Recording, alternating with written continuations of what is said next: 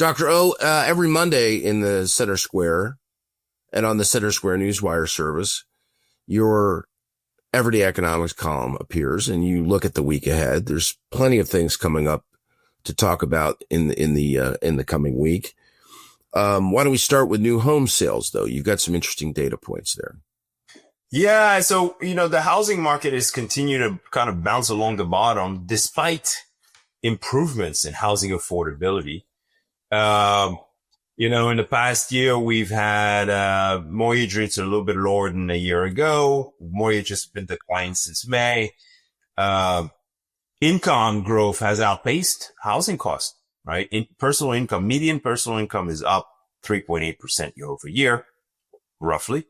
Housing cost, if you look at the typical mortgage payment that a new buyer would have to shell out, right? Buying a home today, it's actually slightly lower than it was last year. And so affordability is improving, and yet you're not really seeing it in home sales, right? But I think builders have continued to outperform the industry. So existing home sales have been kind of, stuck along the bottom, but builders have, they're moving homes a little bit at a slightly faster pace. And so I think that's going to continue. If you think about last year, you had mortgages are much higher. Mortgages are 30 to 40 basis points higher at the end of the year, right? Towards the end of the year, November, December, they were about 30 to 40 basis points higher, and new home sales were on a tear. They finished super strong.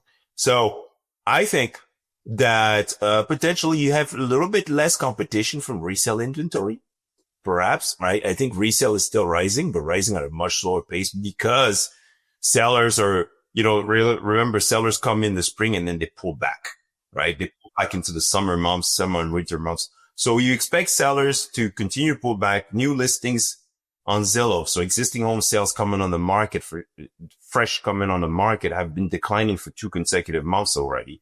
And so I expect that to make some room for builders. At the same time, lower mortgage rates mean the rate buy down offered by builders is less costly to them. They don't have to buy down your rate all that much to get you to make a move, right? And so, with price cuts, with rate buy downs, continuing I think new home sales will be okay. We'll probably show a little bit of strength, in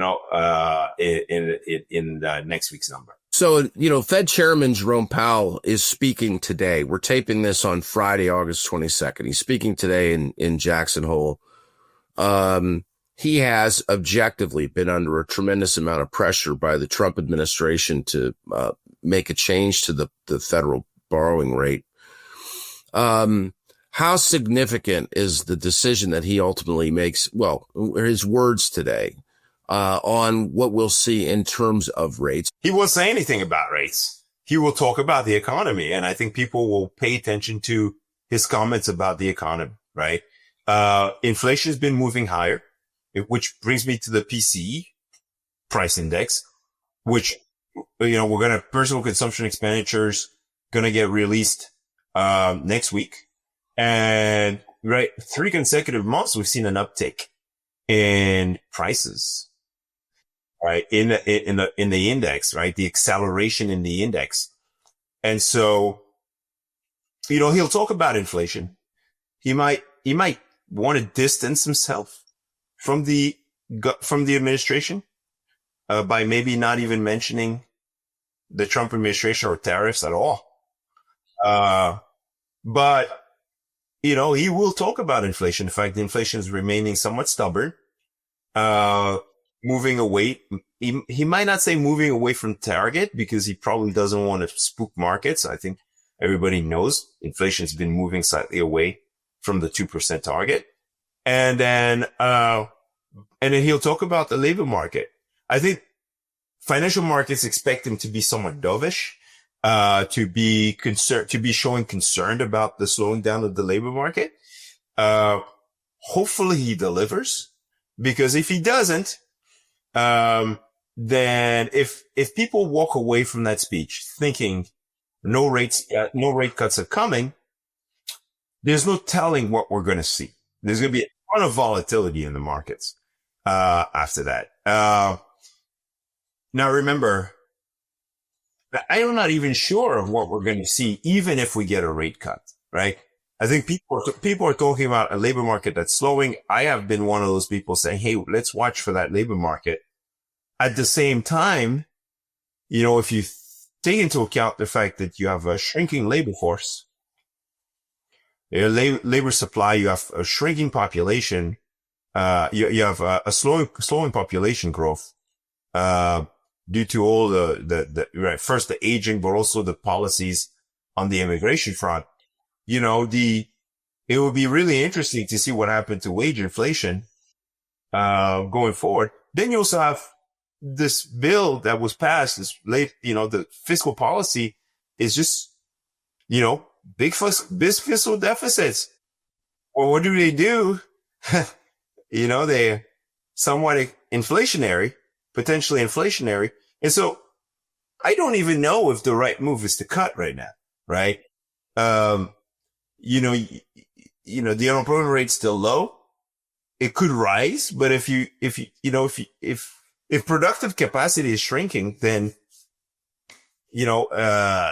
maybe the Fed still holds and wait, maybe delivers 25 basis points and then waits. There are lots of reasons why on both sides here.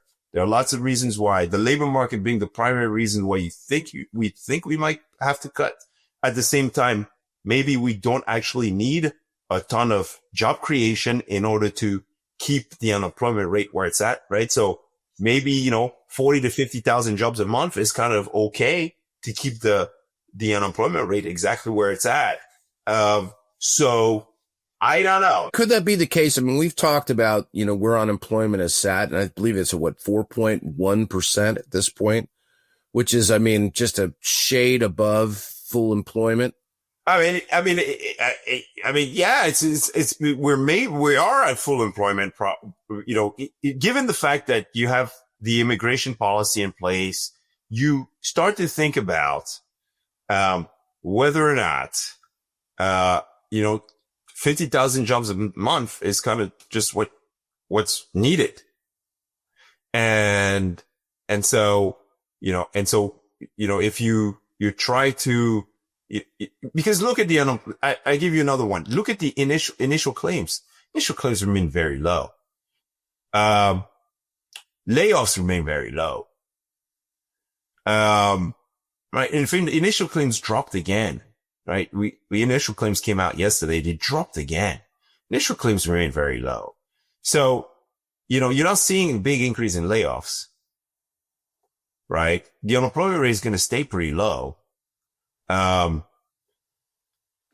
So yeah, I think we might be, how do you cut in an environment where inflation is moving up, right? Price growth is accelerating. Well, the only reason you do that is if you believe that businesses will pass on the tariff cost to consumers. And then those those higher prices coming to a consumer base that is already squeezed, right? That is facing higher rates for everything. Mm-hmm. That's facing higher credit card delinquency rates, higher auto loan debt and delinquencies, higher student loan debt and delinquencies, right? If you truly believe the consumer is already squeezed, right? And that those price increases are going to squeeze the consumer even more, then you cut. Okay. Then you cut to give the consumer some breathing room. That's the only way the only scenario I can think of to make sense of cuts, right? In the current environment.